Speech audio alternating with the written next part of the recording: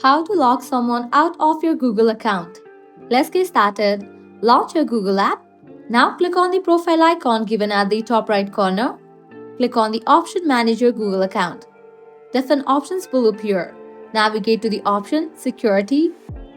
Now scroll down. Here you're gonna find different section. Head towards the section Your Devices. Click on the option Manage all devices. With that, you're gonna find the list of the devices in which your Google account is logged in.